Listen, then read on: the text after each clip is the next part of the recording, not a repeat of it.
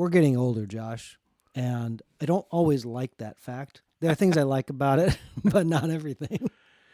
No, I know what you're saying. So let's talk a little about it. Just the fun stuff, the not so fun stuff, and the inevitable, huh?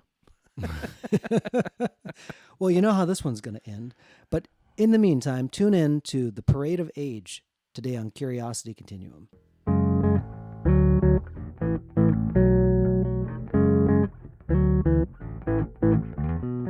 Hey, everybody, this is Brian. And this is Josh. Welcome to the podcast for Curiosity Continuum. Curiosity Continuum is an industry innovating, non-traditional company passionate about growing wisdom in the next generation. We are the essential bridge between the analog and digital worlds by building collaborative communities that unleash the power of adaptive expertise and innovation needed to thrive in the 21st century.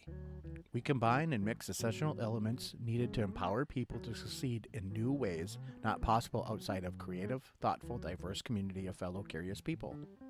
Follow us on your favorite podcast app to receive notifications of new content. If you like what you hear and you want to dive deeper, go to curiositycontinuum.com. Thanks for tuning in. Let's start the conversation. So, Brian, you kind of were alluding to this whole thing. We're going to call this the Parade of Age because the hard crash at the end sounds bad, and or rolling down the hill sounds bad. So we're going to call this something fancy. But really, it's it's something that everybody goes through if you live long enough. And, fortunately, Brian and I have made it to middle age now. And both our bodies and our minds are telling us, our minds think that we're like young, but our bodies are telling us that we're not. And it's not that we're old by any means, but it's all the stuff that starts happening to you after 40, And So Brian those ages old more man gracefully. injuries. Yeah, Brian is aging more gracefully than me at this point. He's had surgery to correct his eyes, so Whatever. that's the I still haven't, but You're holding out for the yeah. 2-for-1 discount happening somewhere. Um, I'll say this. So there's a parade everybody goes on, and everybody's on a different spot in this parade. Yeah, the beginning and the end are the same, by the way. It's all Yes. about the middle part, right? Yep. There is, when we talk about this, it made me gleeful. This is probably really bad. It made me really happy that my nephew, who just recently within the last year, had his first child, right? Now he's like in his late 20s. And he told me, he's like, I understand now what you were saying when you were about this age. And I was like the 14-year-old like, Yeah. why can't you just do this? He goes, man, fitness is very different. I'm like, it totally is. Yeah. His fitness regimen has had to change just because being a full-time dad and working and doing all the stuff, like you can't just always live at the gym like you do when you're single and just have all the time in the world. Yeah. And I mean, even for me, like I don't have kids, but I don't have all the time in the world. I've got a lot of stuff to do. And it's not even the stuff to do. It's just like my responsibilities are more. So when you're young and you have all the time, disposable time you got, but you have no money, when you get older, you have some money, but you don't have any of the time. It's a very cruel trick that is played upon you, But it's like one of those things that you have to start managing it.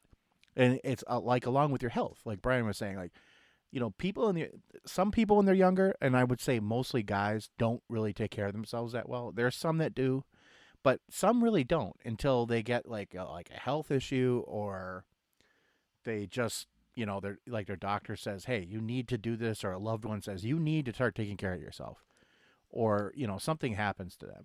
So I would just say, like, if you're one of those people, start taking care of yourself now, at least just somewhat, even if it's not, don't have, the whole pizza.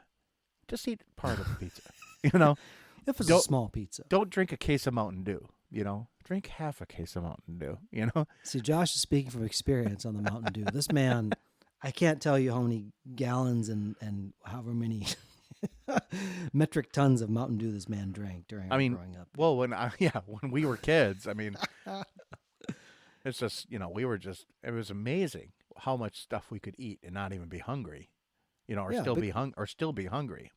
You're growing. I find that my bonding with my son is much better whenever there's food involved. Sure. You get his 6 square meals a day and he's very happy about everything. Which Josh and I were the same way at that age also, just eating and eating and eating. But we talk about compound interest when you talk about financials. And if you start saving when you're young or you do things, over time it builds. Warren Right. Buffett is the great name that you kind of assign to that. And he says it's a long game. It's like getting rich slow. And it kind of then has a big parabola at the end, right? Because Warren Buffett wasn't Right. nearly as wealthy then as he is now. Right. And it just kind of continues to grow. Well, when you talk about investing in yourself, there's many different facets that you do. Human beings are wonderfully complicated, and it's remarkable that we still work. Yeah. There goes that person. They look perfectly healthy. They're crazy as crap. Like you want nothing to do with them. Right. Stay on the other side of the road. This person looks like they've been run over by a truck, and or whatever, and they're perfectly fine. They just don't, like there's Right. all these kinds of things that go on with people, and it's really like physical health, mental health, spiritual health. Right. These things that kind of play in emotional health, all those theaters that you kind of have in your life. Those things, you make those investments early. You start to build the habits so that it kind of carries it through your life. Like Josh was saying, you sometimes run into the situation where you have to change. Otherwise, it's not going to work anymore. And that's a bad place to be if you're there. But it's also great if you could have time to correct it and there's a path forward. Yeah, and the real lesson with that is it's never too late to actually do stuff. So that's the thing. Like people think, "Oh, I'm not doing that now. I'm not ever going to do that. I haven't started with that yet. I don't need to do that." But if you want to, you can. And you see like it's like quitting smoking. If you quit smoking, like the first day you quit, you see benefits. Like a week after you quit, you see more benefits. Something like 3 months after somebody quits, their risk of stroke goes way down. It's just all this stuff starts happening and your body starts reclaiming itself. Mm-hmm. It's kind of amazing, actually. I was telling Brian, because I've started eating a little more healthier, exercising just a little more than I used to, because I used to exercise like zero. So now I exercise a little, which it's 100% better than what I was doing. So but it is amazing how much energy one has when you actually start taking care of yourself. And I I mean, don't. it's funny, but it's true. And if you're one of those people like I was, I seriously was, like, I would sleep a decent amount at night, but I would wake up tired, and I would go to bed exhausted. But I was just dragging myself through the day. Now, I had some underlying health issues and stuff I wasn't really aware of, and I kind of suspected, but I just, my doctor and I got together and totally figured it out. And so that has changed my life, like for the better. I have tons of energy now. Now I don't want to go to bed at night. And when I do go to bed, it's like it's hard for me to fall asleep. I've never had that in my life. Except when I was a young kid. I would just like kind of toss and turn. And when I get up in the morning, I'm ready to get up. And so it's kind of cool. Like I just like, okay, and I have this energy to start the day. My mind is clear. I find that I have a lot less distraction. It's especially with technology and stuff. So I mean, I think that if people just kind of start prioritizing themselves a little bit before they hit middle age, like 35, start if you're not doing it. Mm-hmm. Because in that 5 years, when you hit 40 and you're 40 or more, you're middle aged people. All right. 40 is not the new 30. 30 is not the new 20. 40 is 40. You might live to 90, but you're still 40. Okay. So it's like you have to act like it. Like your body knows how old it is. You may not think in your mind, but you got to change. You got to do it. And I know that a lot of people just listen to this and go, yeah, whatever. Or a lot of people say, you know what, you're right. And you might realize it cognitively that you need to change, but you won't do it. I was that person. Like I knew I needed to change, but I just didn't want to because the hill seemed insurmountable, right? Because it's a big change. It seems like it's huge, but you don't get there all at once. You get there by little steps going up the hill. So it's like start taking the steps, start doing the stuff, and you'll see instant benefit from it. Josh, as you're talking about that, I think about people's mental model. I think about my own mental model Mm-hmm. where you go, and this is how this works. Because your brain's always trying to find ways that it works, Yeah, right? solve Well, I problems do and yeah. this, and this is what I eat, and it works for me until it doesn't. And oftentimes, like when you're in a biological body like ours, and it's running its course over the timeline, there are different things that have to be tended to differently. Right. And I think like when you start to get past your 20s, especially no matter what type of shape you're in, the way that you have to exercise, the way you eat, how Eat. much you eat, when And you that's like eat. the first thing you'll notice, I think, as you age. Eating. Things that you could have ate before, you either can't eat because they upset your stomach or something, or it just doesn't satisfy you the way it used to. So you're like, why am I even doing it? Because it's a Yep. habit, you know? So you need to kind of like, okay, be aware of that, change that, and Mm-hmm. just start experimenting with different things. There's lots of, you don't have to go on a diet per se, but you should go on, like, be aware of what you're eating. What are you actually putting in your body? Look at the back of boxes on stuff. You'd be surprised what's in things. There's, you can spend a lot of time reading labels, and Yeah, and and I it's do. I do. Now, especially now I do. And one of the things that I like, it was never really a drawback for me because I kind of understood this, but a lot of people say, "Oh, eating healthy or eating right or eating better is too expensive." It's actually cheaper than eating crap, like crappy food. It's the only thing that's cheaper is literally going to McDonald's and getting something off the dollar menu, which is totally bad for you and everybody knows it. But McDonald's is like, for some reason, everybody there knows it's not good for you, but everybody is there and there's no pictures allowed, inside of a McDonald's if you don't know that rule. There's no pictures allowed because nobody's actually there, right? But yet they've got billions of these places everywhere. Every city yeah, has a McDonald's, right? yep. Because we've all been guilty, like, oh, I'm driving up, to work, or I'm driving somewhere. It's like, oh, let me go get that McMuffin. Oh, you got two for $4? Let me get two McMuffins. That's like over half of your calories you should eat for a day if In you one eat meal. two McMuffins. That actually sounds really good. I mean, They like are I good. haven't, I don't remember the last time I actually ate at McDonald's, but that just actually sounds good. Yeah. Um, part of that is the planning. Mm-hmm. See, we get really busy in life, and Yes. then it happens to you, and you're not in control of it. I think that's where people feel defeated because they don't understand that they could change something. Now, they may not like the change, but they actually have control of that. Now, please hear me. This is not saying like when there are like deep rooted emotional things, especially with food, those are real things. Right. And sometimes you need to talk to somebody, like seriously, and work through that because there's underlying things that are there.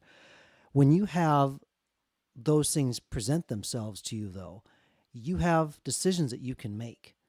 And look, I had a guy who was in the beverage industry and said everything in the beverage industry is sold because of the effect. And I let that comment sit with me. It's like, if you buy water, it hydrates you. That's the effect. He said, if you buy alcohol, it makes you feel good. That's the effect. And he said, everything in that is sold that way. And I really began to think about it. I'm going, yeah, people are chasing an effect. And some foods like really make you feel good, Oh, yeah. you know? Like a McMuffin, makes you feel good. I'm loving it. Oh, It does, though. It triggers dopamine centers in your brain. It's like the pleasure. People get pleasure out of eating food, especially food they like. yeah. It's like you feel a physical pleasure for it. So it's sometimes hard to change because sometimes that new food you taste doesn't taste good. It doesn't, because you don't have that connection with that food yet. You don't Yep. have that, like, but once you start seeing the changes in your body, what for me anyways, when I started like actually, because my first thing to change was literally my energy level, you know, and that changed night and day. And so I was like, oh, okay. So if I keep on this path, these are the other things that are going to change. When I look at people like Dwayne Johnson or bodybuilders or fitness folks and stuff like that Yeah. that do it in a healthy way, they know that their body's a machine and they can tune it depending on what they want to do with it, Yeah. right? What's the So, end goal? Yeah. what's the end goal? Oftentimes, like you'll like the result, but it means that there's a trade off for it. Like, Right. I know that for me, when I was talking to somebody, they said like, "Hey, this is how you get abs," and they said abs are made in the kitchen. It's that last finishing step. It's the first thing to go and the last thing to come in if you're really trying to hit fitness. And they say, so but your diet's got to be very predictable and there's not as much variety. And it's like at some point a few years ago, I'm like, you know what? I'd like to have variety in my life and just know that, if my core is fine, it's fine, but I'm not, it's never Yeah, going to be we're like not talking apps. We're talking abs, like abs. not appetizer. Because like appetizers are made in the kitchen, quite literally. But Jeez. but but it's true, Brian. Right? Like I think for me personally, like I'm not here gonna be like I'm not gonna be the next Arnold Schwarzenegger, 65 years old and just totally bulked out still. But you have to trade off some things. Like I'm gonna exercise a little bit to get healthy and just feel better, Mm-hmm. and I'm still gonna maybe be a little pudgy. But that's just how people know me. So it's like, how could I all of a sudden turn to be totally different? First of all, I don't have, I honestly do not have the emotional stability to go through that. If somebody who says, "Josh, you look totally different," be like, "Okay, no." So that's what I'm saying about myself. I'm just being realistic. Uh, so It's let's important wrap to this back. Oh, okay. Let's wrap this back around to the parade of aging. yeah, Maybe it's our this mental drift as you get older, and you have to pull it back around. But it's all an experiment, folks. yep, And what's nice about this is that if you've come into the human experience, there are people that have come before you. There's people kind of more like with you, and there's people that are kind of behind you in this timeline, right? We're all moving through this thing. The nice thing is that there's enough people that have gone before you to go like, oh, that's how that works if I do this. There's cause and effect. Now, you may be one of those people where you're a 100-year-old lady in Scotland who has a dram every morning, and that's how she says it's her secret to health. It's like, well, you're the one woman in the world probably that can do that. that can do Yeah. that. Yeah, And just realize that you may live a good long life, and we hope you do. And we hope that you're engaged in healthy ways so that you can enjoy that. And not only for yourself, but for your family and your loved ones. Like grandparents need energy to chase after grandchildren, yeah, or like it's just what it is. So be prepared for your life. And sometimes that means making the adult decisions. I know adulting is kind of like, oh, I don't want to adult today, but like you got to and it's show like up. it's almost like a dirty word. Like I now, like know. people are like, we should get rid of that word adulting. Like, why? You don't want to take responsibility for yourself? Right. That's kind of what it is. Like, it's negating responsibility. And I know in our society we always talk about personal responsibility, but nobody ever does it. They might say we have responsibility, but then until we don't. The reality is you always have it. And as an Yeah. adult, literally adulting through life, because that's what you are. I mean, it's a verb and an action word too. I mean, it is what it is. That you need to be present and you need to show up, like Brian says. Like if show up to your life because it's going to happen, whether you're cognitively present or not. You might as well be in the moment. You know. Yep. You know, I think about children when they grow into their responsibility and you give them more responsibility. And we think about that primarily as like a childhood experience, but really the more you go along, the more you should be adulting. The more you Yeah. should own responsibility for caring for yourself and going like, I don't like this, but I'm going to do it anyway. Well, and that's part of responsibility, part of being a meaningful member of society. And the reason you give children chores is not so that you don't have to do it. It's so that they learn that you have to do stuff in life. Because if I'm sitting here and I don't mow my lawn when guess what? It doesn't get done. I don't particularly enjoy mowing the lawn. I used to love it. I don't particularly enjoy it, but it's like something that has to be done. Otherwise, I get a knock from the city on my door eventually. And it's like, here's a bill because we mowed your lawn, right? And then here's a fine for you, basically. So it's like that kind of stuff. And when you're like not taking care of yourself, the fine is you're not there. You're not present. And the ultimate fine is you're not here much earlier than you should have been. Yeah. How about that, Brian? Is Let's that let good? that sit with everybody. Yep. Okay. So, till next time, this is Brian And this is Josh. for Curiosity Continuum. A somewhat humorous journey through the life.